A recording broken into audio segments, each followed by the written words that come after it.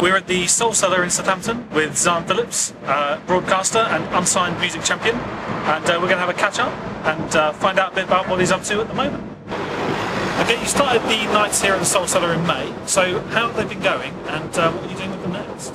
Well, obviously, personally, I think it's been going brilliantly. But if you looked at the audience figures, then you'd probably say, well, it could do a little bit better.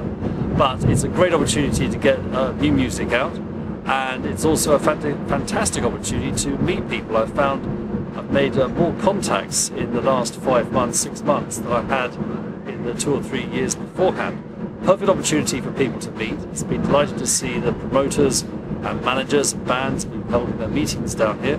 And at the same time give an opportunity to sort of help musicians do some live acts, which is, I think, quite important. As far as what happens next, I think a little bit of rebranding is concerned. I've been calling the night Showcase UK, and that's a bit of a hangover from my radio past, especially in this area. And I think it's more sort of to make it more like exactly what it says in the tin. So I'm probably going to change it to something like Demo Cellar, and give it a bit of a tagline and really just go for it over the October up to Christmas and see how that takes us. But it's a hard sell. New music is notoriously difficult to sell. Musicians love it, but at the same time, punters themselves, people there probably don't realise it's new music. They like it, they know it's great, but they don't actually realise it's from the South Coast. So lots of bands meet up here. Is it a good place for bands to come and get involved in the scene and kind of mix with other bands and start arranging gig swaps and finding out more information about the local scene? Oh, definitely. And you must remember that the Cellar's got a massive stage upstairs, venue, about 200 people. So you've got an opportunity to actually come forward and say, look, we want to put on some gigs, or meet promoters themselves, which is the other opportunity. You might be meeting bands and getting support, or gig swaps, as you call them. But at the same time, there's going to be promoters here, there's managers, and it is just that, also members of the media. You never know who might be here. And you've released the Showcase Set CD, which is that bands that have kind of come together as part of this night? Actually, the actual album came about by meeting Julian Aplin from Angry Badger Records. He's a regular here on Monday nights, and we just get talking and say, well, we should do a compilation. And then we just sat down and picked out the 7 or 8 best bands that we knew and decided, well, just put them together and release an album. And it's a lovely piece of work. We've used Peter J. Poisson from the Science Star Project. He's mastered the album. We've got a local artist where they're doing the cover, and we feel very well put together for only $4.99.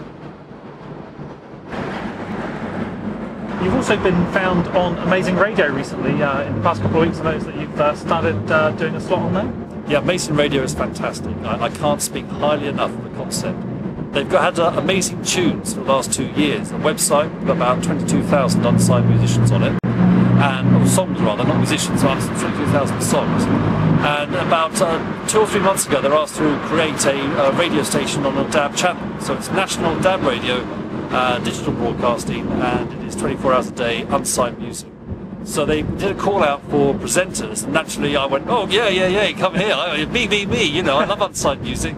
And very kindly they give me a South Coast show. So every other week I have a show that goes out at 9 o'clock, pre-recorded, and I feature a couple of artists, interview and play some of their songs. So it's a great opportunity to promote the South Coast, and at the same time it's a great opportunity not to hear 80s music, because at the moment I feel that any 80s song you hear on the radio is an opportunity missed for new music.